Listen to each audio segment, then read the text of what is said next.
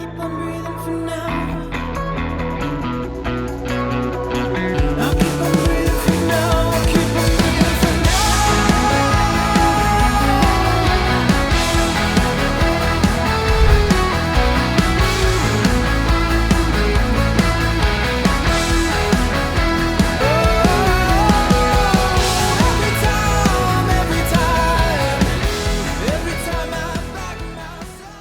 안녕하세요. 모티리언 박기동입니다. 네, 날씨가 갑자기 엄청 추워졌습니다. 모두 감기들 조심하시고요. 감기 조심하세요 하시던 분이 오늘은 안 나오셨네. 자, 오늘 만나보실 모델은 르노 코리아의 XM3 E-TEC 하이브리드입니다.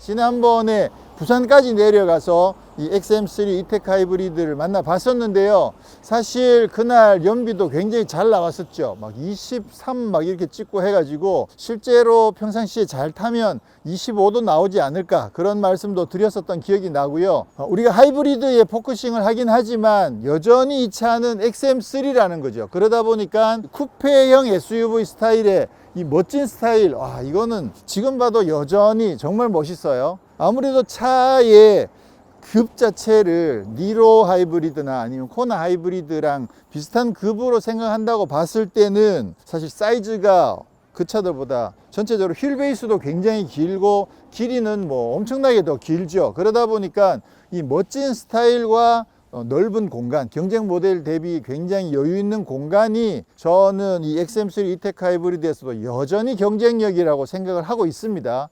그래서 지난번에 사실 뭐 상세하게 많은 테스트들을 해봤기 때문에 오늘 그때 했던 걸 다 다시 보여드릴 필요는 없을 것 같고요. 오늘은 지난번에 못 해본 산길 주행, 이 차를 산길 주행의 하이브리드인데 굳이 산길 주행을 해야 되느냐? 해야 됩니다. 이 차는 하체 주행 감각이 정말 좋거든요. 그러다 보니까 이 차가 하이브리드이긴 하지만 과연 산길에서 어떤 주행 감각을 보여줄지 저는 굉장히 기대가 많이 되거든요. 그래서 오늘 산길 주행을 통해서 여전히 하이브리드임에도 불구하고 XM3는 하체가 정말 괜찮은가 한번 확인을 볼 계획이고요. 그리고 사실 제가 이 차를 한 며칠 미리 탔었어요. 타는 동안에 좀 일이 있어 가지고 길이가 한 1.5m 정도 되는 이렇게 탁자를 옮길 일이 있었는데 2열 시트 접고 넣으니까 이게 다 들어가는 거야. 그러니까 와, 이거는 사실 코나 하이브리드도 SUV이긴 하지만 아무래도 2열 접어도 전체 길이 자체가 그렇게 길지 않거든요. 그러다 보니까 아마 1.5m 넘어가는 탁자를 싣기는 공간이 부족할 거예요. 근데 이 차는 길이가 굉장히 여유가 있잖아요. 보통 SUV들보다 뒤쪽이 조금 더 길기 때문에 약간 세단 정도 길이잖아요. 그러다 보니까 길이 공간이 굉장히 여유가 있어서 실제로 길이를 재보면 한 1m 70 이상 나오거든요. 그러면 제가 누워도 1열 시트를 앞으로 조금만 당기면 제가 누워도 될 만큼 이 여유 있는 공간이 나오기도 하죠. 그러다 보니까 실제로 한 1.5m 정도 되는 탁자를 실었을 때 그냥 그대로 싹 들어가더라고요. 그래서 엄청 이거는 이 급에서는 누릴 수 없는 호사다라는 생각을 했었거든요. 자, 그 다음에 이 차는 이제 또 연비도 중요하니까 사실 저는 연비 주행을 굉장히 잘 한다고 생각을 하고 있었거든요. 근데 이번에 이 차를 타보니까 연비 주행을 잘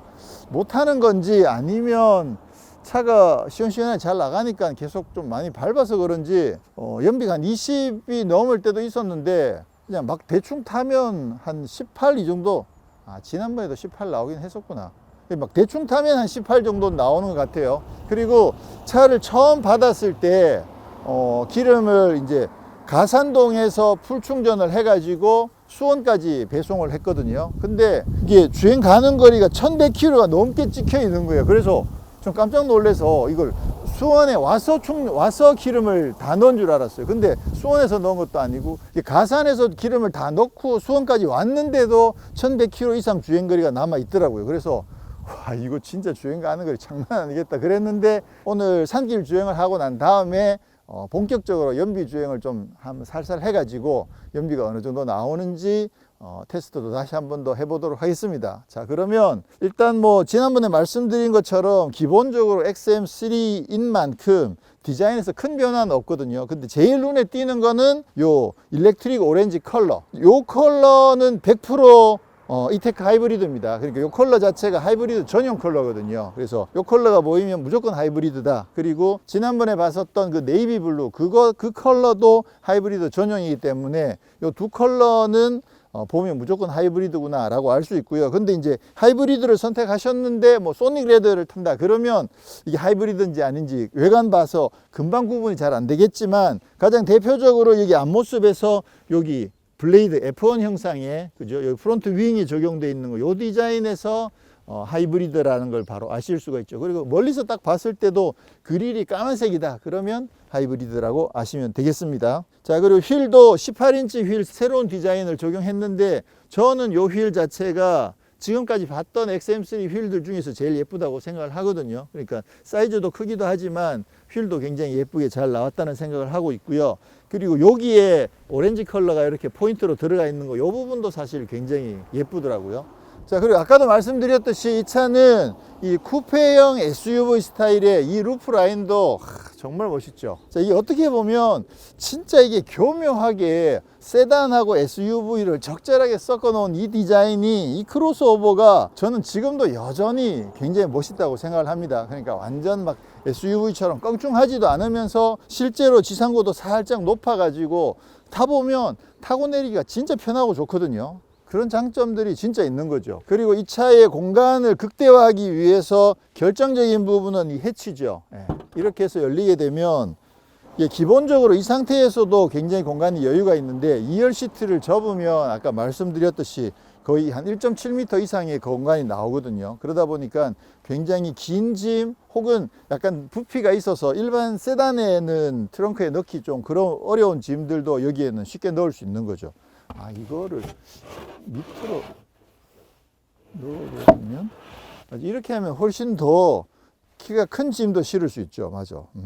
어쨌거나 이 차는 진짜 동급 모델들 중에서 뭐 연비나 이런 부분들도 중요하지만 이 공간이 정말 최대 장점이다. 그 부분은 여전히 유효하다고 봅니다. 자, 지난번에 설명을 자세하게 드렸으니까 오늘은 간단하게만 한번 짚고 넘어가도록 하겠습니다. 제일 중요한 하이브리드 시스템, 투모터가 적용되어 있는 하이브리드 시스템이거든요. 엔진은 1.6 MPI 가솔린입니다. 직분사가 아니고 MPI죠. 그러다 보니까 최고 출력이 86마력 정도로 기본적으로 가솔린 모델의 출력은 조금 낮은 편이긴 한데, 자, 전기 모터가 두 개인데 그 중에 하나는 직접적으로 구동에 개입을 합니다. 그게 36kW, 마력으로 환산하면 한 49마력 정도 되거든요. 사실 이 정도 자체의 49마력 전기 모터면 힘은 상당히 강력한 편이죠. 물론 이제 현대 기아의 그 1.6 터보 하이브리드, 거기에는 최고 출력이 한 59마력 정도 되거든요. 그러니까 그 차는 얘보다 전기 모터가 출력이 더 세긴 하지만 뭐 니로나 코나 하이브리드랑 비교하면 이쪽 전기 모터가 훨씬 더 강력한 거죠. 그래서 이 하이브리드에 있어서 전기 모터가 강력하면 아무래도 전기만으로 주행할 수 있는 여유가 훨씬 더 많이 생기거든요. 그래서 그 부분이 이 투모터 하이브리드의 굉장히 큰 장점이기도 하고, 그 다음에 두 번째 전기 모터, 요거는 발전용으로만 씁니다. 물론 이제 시동도 쓰기도 하고요. 그 다음에 주행 중에라도 엔진의 힘을 일부를 가져와 가지고 발전용으로 써서 그 전기를 전기 모터에 공급하는 역할을 하는 거죠. 그래서 이 차 같은 경우에는 이제 직병렬식 하이브리드라고 볼 수 있는데, 특이하게도 그 직렬식과 병렬식과 직병렬 혼합 세 가지를 다 쓸 수 있습니다. 그래서 우리 일반적으로 하이브리드라고 이야기하는 거는 엔진이 있고 변속기가 있고 그 사이에 전기 모터가 있어 가지고 이 전기 모터가 회생 제동도 하고 전기 모터의 힘을 엔진의 힘을 더해 주기도 하고, 요게 이제 병렬식이고요. 그다음에 직렬식 같은 경우는 전기 모터가 직접 구동을 하고 엔진이 있긴 있는데 이 엔진은 발전용으로만 쓰는 거죠. 그래서 엔진에서 발전을 해가지고 그 전기를 배터리에 충전을 하거나 전기 모터에 바로 보내서 이렇게 하는 게 직렬식이고요. 그 다음에 이 차 같은 경우에는 이제 직렬식도 할 수 있고 병렬식도 다 쓸 수 있는 거죠. 그리고 직병렬 혼합식 같은 경우에는 엔진으로 구동해서 주행하는 중에 전기 모터도 주행을 하고, 근데 엔진의 힘을 바로 구동에도 보내지만 충전하는 모터에도 또 보내기도 하고, 그래서 엔진이 구동도 하고 충전도 하고 전기 모터도 주행을 하고 이래서 뭐 세 가지를 다 쓸 수 있는 그렇게 해서 이 차는 직병렬 혼합식으로도 주행을 할 수가 있더라. 그러다 보니까 지금 르노 코리아에서 계속 이야기하고 있는 게 가장 전기차에 가까운 하이브리드다, 이런 이야기도 계속 하고 있고요. 그리고 그 과정에서 그 F1 머신에서 가져온 그런 최첨단 기술들이 많이 적용이 됐다. 그래서 F1 기술이 적용된 하이브리드다, 이런 이야기까지 하고 있는 거죠. 그래서 지난번에 상세하게 설명을 드렸으니까 간단하게 이 정도 소개하고 오늘은 주행에 한번 집중을 해보도록 하겠습니다. 제가 최근에는 자주 말씀드리지 않았는데요, 그 프랑스 차들은 하체가 정말 매력적입니다. 이게 살짝 단단한 듯한데 요철을 굉장히 잘 걸러주고요. 그렇게 해서 이 정도면 꽤 부드러운가 싶은데 또 코너링을 해보면 롤이 거의 없어요. 그래서 프랑스 차들은 이 하체를 도대체 어떻게 만드는 거지? 이런 생각을 자주 하게 되는데, 르노 코리아의 XM3도 하체가 진짜 좋습니다. 이 정도면 정말 좋은 거죠. 그러니까 이게 어떻게 보면 무심한 듯 별로 신경 안 쓴 것 같은데, 근데 기본 자체가 하체를 워낙 잘 만드는 거죠. 그래서 우리나라 차들이 예를 들어서 현대 아반떼가 이 정도 하체를 만드는데 거의 몇십 년이 걸렸거든요. 그래도 아마 이 XM3랑 같은 동급으로 비교를 해보면 XM3의 하체 완성도가 더 높다고 저는 생각을 해요. 그 정도로 지금 하체 밸런스가 정말 좋은 거죠. 이 차 급의 생각했을 때는 승차감도 이 정도면 굉장히 경쾌하면서 요철을 잘 걸러주고, 그러면서도 안심감도 굉장히 좋습니다. 자, 그래서 산길을 타는 게 굉장히 기대가 되는 거죠. 지금 이게 하이브리드여 가지고 힘은 어떻게 보면 조금 약할 수도 있는데, 그래도 전기 모터가 49마력이잖아요. 그러니까 전기 모터 덕분에 나름 좀 재밌지 않을까, 그런 기대를 하거든요. 실제로 지금 시골길 이동하는 동안에는 뭐 거의 전기 모터로만 주행할 수 있을 정도로, 지난번 영상에서 보여드린 것처럼 전기로만 주행할 수 있는 여지가 굉장히 많죠. 자, 그러면 이제 본격적으로 산길을 한번 주행을 해 볼 텐데요. 힘은 요 정도가 네, 요 정도가 거의 한계인데, 요거 그냥 딱 재미있을 만큼 정도의 힘이 됩니다. 자, 지금 요거는 이제 기본 모드고요. 근데 스포츠 모드가 되면 조금 더 힘의 응답성이 더 좋아지죠. 브레이크도 괜찮네. 자, 가속력이 아주 폭발적이진 않긴 하지만 그래도 전기 모터랑 같이 힘을 더하기 때문에 나름 뭐 힘은 어느 정도는 있습니다. 딱 재미있을 정도는 되는 거죠. 롤 보세요. 와, 얘가 그래도 일반 세단보다는 지상고가 높잖아요. 근데도 지금 롤을 이거 근데 이게 살짝 기울어지긴 하는데, 근데 버티는 느낌이 굉장히 인상적이에요. 휘청 넘어가는 게 아니라 살짝 넘어가면서 버티는 느낌이 들거든요. 그래서 이 진짜 프랑스 차들의 이 하체는, 물론 XM3는 하체를 한국에서 다듬었다고 이야기를 하긴 합니다. 그렇긴 하지만 프랑스의 입김이 없었다고는 못하겠죠. 그리고 당연히 프랑스의 어떤 기술적인 지원들을 받았을 거라고 보기 때문에 하체 느낌은 정말 좋아요. 자, 그러면 마이센스 스포츠 모드로 두고 한번 주행을 해 볼게요. 이게 스포츠 모드가 되면 없던 힘이 생겨난 것 같은 느낌이 들어. 와, 이렇게 이 XM3급에서도 이 스포츠 모드가 이렇게 차이가 나나? 일단 응답성 자체가 그 맥시멈 힘은 똑같죠. 그건 어쩔 수 없잖아요. 그건 뭐 어차피 86마력에 49마력이기 때문에 맥시멈 힘은 똑같은데, 어쨌거나 힘을 항상 다 맥시멈으로 쓰는 건 아닌 상태에서 중간에 엑셀을 밟았을 때 응답성 자체가 확실히 좋아진, 지금 여기에서도 응답성이 지금 엄청 좋아졌거든요. 밀어주는 느낌이. 그래서 요 정도면 산길을 되게 재미있게 탈 수 있어요. 지금 분명히 롤이 살짝 기울어지는데도 근데 그 안정감 자체가 굉장히 좋아요. 이 정도라면 서킷에서 그냥 각 코너에서 차를 던지면서 끽 미끄러져 나가는 느낌을 살짝 즐겨가면서 타기에 진짜 괜찮은 수준이에요. 이게 특히나 살짝 키가 큰 걸 감안했을 때는 느낌이 진짜 좋아요. 이게 진짜 안정감 대박이다. 이럴 줄 알았지만, 그죠? 근데도 막상 코너에서 속도를 내서 막 들어가 보니까 안정감이 진짜 좋네요. 제가 봤을 때 이건 글로벌에서 굉장히 높은 수준이거든요. 그래서 세계적인 수준의 밸런스가 잘 잡혀져 있는 하체를 가진 차를 타시는 거다, 이렇게 생각하시면 돼요. 이거는 뭐 그 어떤 차를 갖고 오더라도 뭐 폭스바겐이나 아니면 뭐 벤츠, BMW, 아우디가 오더라도 이거보다 더 좋을 수는 없어요. 거의 비슷한 수준이가 이 급에서는 거의 최고 수준에 와 있는 하체를 갖고 있으니까 그렇게 이해하시면 되는 거죠. 속도를 조금 높은 상태에서 가속 방지턱 넘는 실력도 장난이 아니에요. 속도가 꽤 높은 속도였었는데도 진짜 매끄럽게 넘어가요.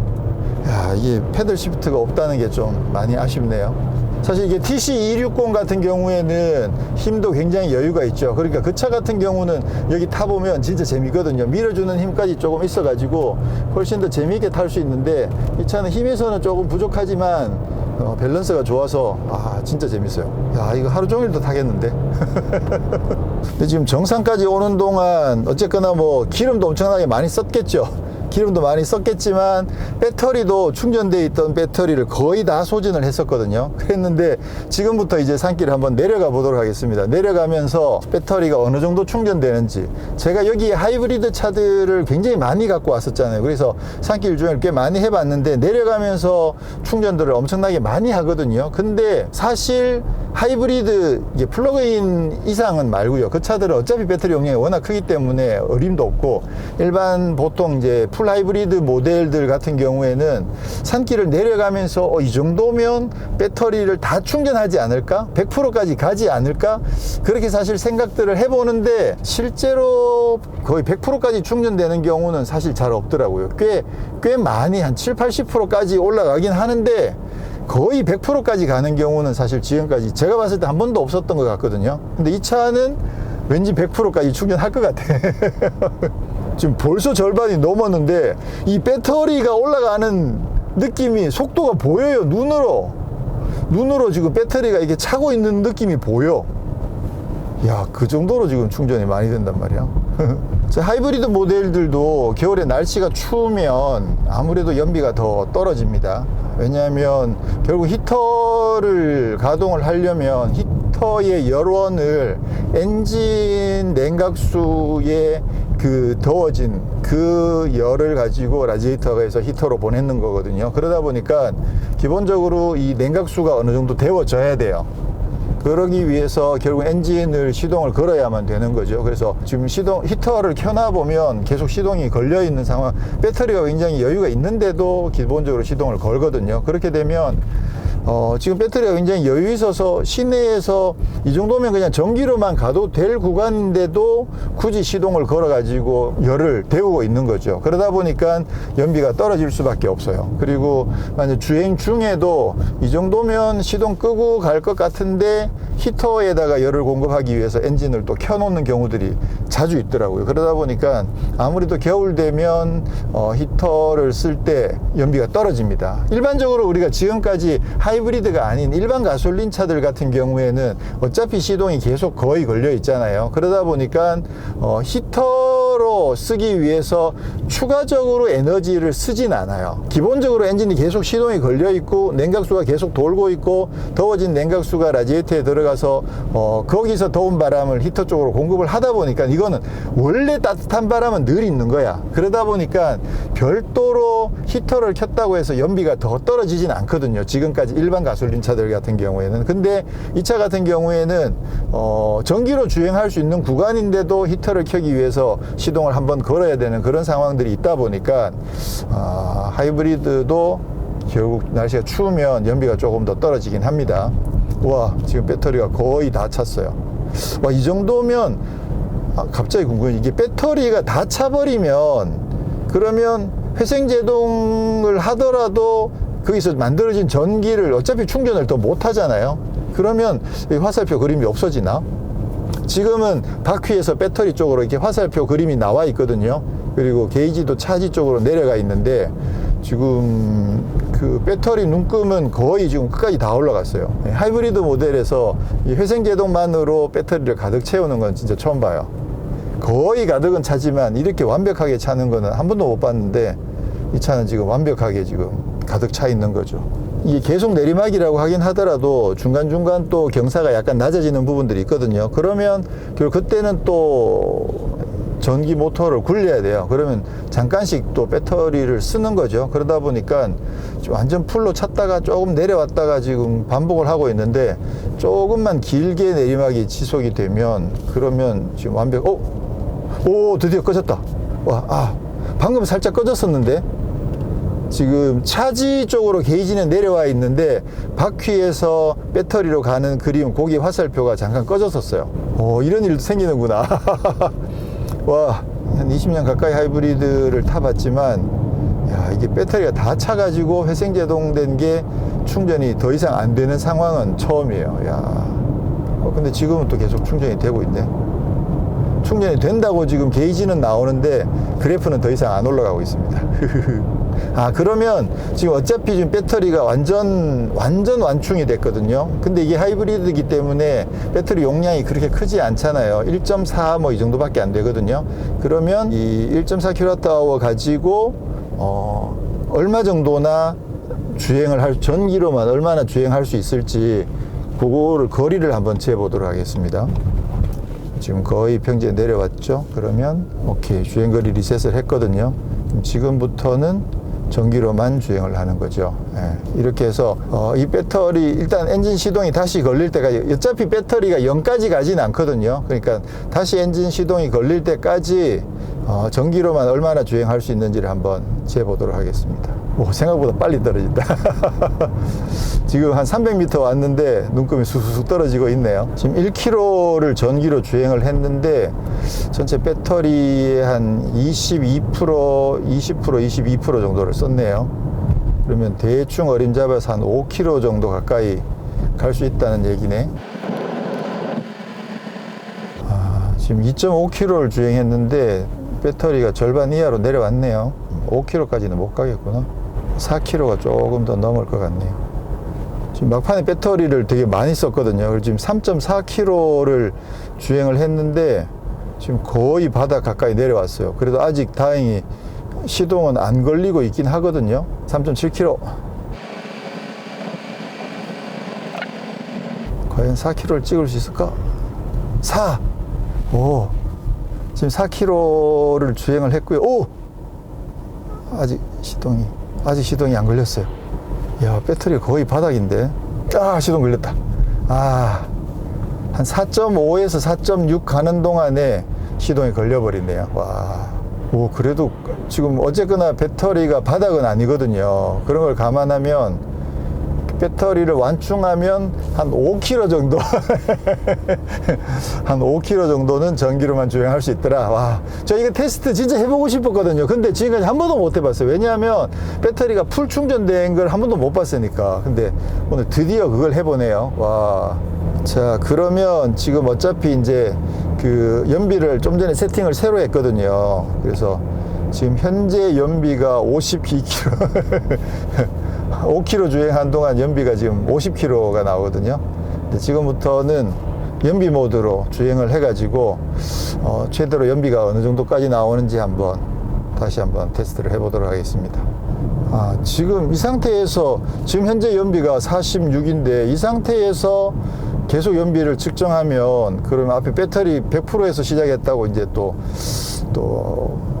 공정성에 시비가 생길 수도 있으니까 지금 새로 연비를 리셋하도록 하겠습니다. 지금은 배터리가 한 3분의 2 정도 충전되어 있거든요. 이 상태에서 지금 다시 리셋을 해가지고 지금부터는 그냥 다시 연비를 한번 재보도록 하겠습니다. 네, 지금 양평에서 출발해 가지고요, 수원 거쳐서 의왕 뭐 이쪽으로 지금 이동을 하고 있는데 한 80km 정도를 주행을 했거든요. 근데 보니까 연비가 지금 현재 24 정도를 찍고 있어요. 근데 외곽순환도로를 타는 동안에 25 이상을 계속 유지를 했었거든요. 25, 26 이 정도를 유지를 했었는데 지금 시내, 근데 거기도 길이 막혀가지고 아마 속도가 높았으면 그 정도가 안 될 텐데 지금 오후 시간에 속도들이 좀 많이 떨어지잖아요. 그러다 보니까 한 25 이상을 유지를 했었고요. 지금 현재 시내로 들어와서는 조금 계속 떨어져 가지고 지금은 24 정도를 유지를 하고 있거든요. 24.12까지 갔다가 또 23.89 이 정도까지 왔다가 지금 왔다 갔다 하고 있는 것으로 봐서 지금 현재 평균 연비는 한 24 정도 되는 것 같아요. 이 정도 막히는 국도 구간에서. 그렇게 봤을 때 지난번에 시승하면서도 그때는 이제 아무래도 사람이 2명 타기도 하고 에어컨도 켜고 이렇게 해서 한 최대가 23점 얼마였었는데, 평상시에 혼자서 그냥 타면 한 24 이상 정도는 나오지 않을까, 그렇게 충분히 이제 추측을 해볼 수 있는 상황이고요. 그리고 지금 계속 그 하이브리드 시스템이 작동하는 거를 보면, 특히나 이런 저속 구간에서, 시내에 막히는 구간에서 이 회생제동을 일으킨다고 하더라도 한계가 있거든요. 그러니까 속도가 어느 정도 난 상태에서 브레이크를 밟아야 이게 감속을 하면서 배터리로 충전을 어느 정도 많이 할 수 있는데, 어차피 시내 구간에 속도를 많이 못 내고 잠깐 가다 또 잠깐 쓰고 이렇게 하면 그 배터리를 충전하는데도 분명히 한계가 있죠. 그렇다고 해서 엔진을 깨워가지고 주행하자면 저속 구간에서는 아무래도 엔진의 효율이 많이 떨어지죠. 그래서 이 차 같은 경우에는 그런 구간에서 엔진을 시동을 걸어가지고 배터리 충전만 하는 장면들을 굉장히 자주 보게 되거든요. 그러니까 지금 배터리 레벨이 좀 떨어졌다 싶은데 어차피 지금 속도는 많이 안 나고 있는 상황이고, 그런 상황에서 엔진의 시동을 걸어가지고 이게 회전을 많이 높이지 않은 상태에서 그 배터리만 충전을 하는 거죠. 두 번째 전기 모터에다가 엔진의 힘을 보내가지고, 그렇게 해서 배터리를 좀 세이브를 해가지고 그거 가지고 또 전기 모터로 시내 구간에서 구동을 하고, 이렇게 하니까 결국 엔진도 효율이 제일 좋은 상태에서 발전을 하고, 그다음에 시내 구간에서는 효율이 좋은 전기 모터로 구동을 하고, 이렇게 해가지고 나름 연비를 좀 유지를 하는 그런 모습들을 볼 수 있거든요. 네. 그래서 결국은 이제 투모터 시스템을 쓰는 이유가, 가장 결정적인 이유가 그거거든요. 근데 그런 부분들을 잘 활용을 하면 이렇게 시내 구간, 이런 막히는 시내 구간에서 연비가 24가 나온다는 건 진짜 어마어마한 일이죠. 네. 그렇게 해서 지금 24를 계속 보여주고 있고, 상황에 따라서는 조금 더 올라갔다가 지금 왔다 갔다 하고 있는 모습이어서 연비는 뭐 지난번에도 대충 추측은 했습니다만 충분히 잘 나오는 것을 확인을 했습니다. 전반적으로 XM3가 뭐 가격이라든가 또 그런 부분에서 조금 고민하게 되는 그런 부분 여지도 분명히 있긴 합니다만, 말씀드렸듯이 일단 뭐 하이브리드 시스템에서 연비는 엄청나게 잘 나오는 건 사실이고요. 그리고 스타일이라든가 공간, 이런 면에서도 분명히 장점이 있기 때문에 그 장점을 잘 이해하고 계시면 한번 도전해 보시는 거 괜찮지 않을까, 그렇게 생각을 합니다. 네, 이렇게 해서 오늘은 르노코리아의 XM3 E-TEC 하이브리드 시승을 마치고 다음에 또 다른 곳에서 인사드리도록 하겠습니다. 고맙습니다.